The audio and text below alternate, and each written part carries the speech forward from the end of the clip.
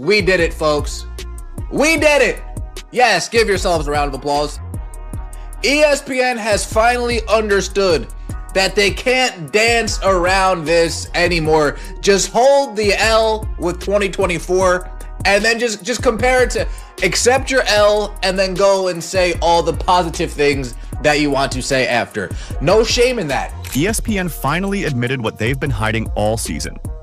After months of selective reporting, cherry-picked stats, and mysteriously delayed data drops, the network has come clean, and it's not pretty. The official WNBA finals ratings are out, and let's just say they didn't just expose a weak postseason. They exposed an entire media narrative collapsing in real time. Finally! ESPN has decided that the year 2024 actually did exist.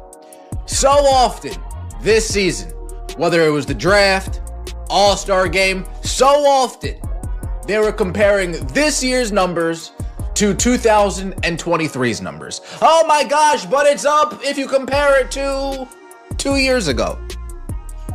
Well, it's down if you compare it to last year. A constant back and forth that we had with ESPN all season long. Here's why this matters. Nielsen upgraded their tracking system this year. They added every possible advantage: smart TVs, set-top boxes, even out-of-home viewing in bars and hotels, all of it designed to capture more viewers. So, this year's numbers should have looked historic. But even with the deck stacked, the 2025 finals couldn't beat 2024. Not even close. And that's when the spin machine kicked into overdrive. All season long, ESPN played games with the numbers. They'd brag about growth by comparing this year to 2023, conveniently skipping over Caitlin Clark's record-breaking 2024 season. They'd release ratings for Game 1 but go silent on Game 2. They'd post NBA TV viewership but quietly hide ABC's lower numbers. It was a shell game, and anyone paying attention could see it. But now, the finals are over. The excuses ran out. ESPN can't hide behind half-truths anymore. Do you think ESPN will finally embrace Caitlin Clark? Or is this just another media spin? Let us know down in the comments. Last year, they put it all out. This year, very selective on the certain numbers that they made available to the public. We have to wait for ESPN to report it now. We have to wait for these networks to report it now.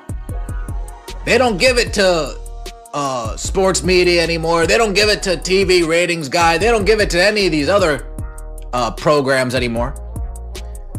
Now they just gonna keep it close to the vest, sit behind the scenes, fluff up their numbers as much as they can, and then finally release something. Think about what that means.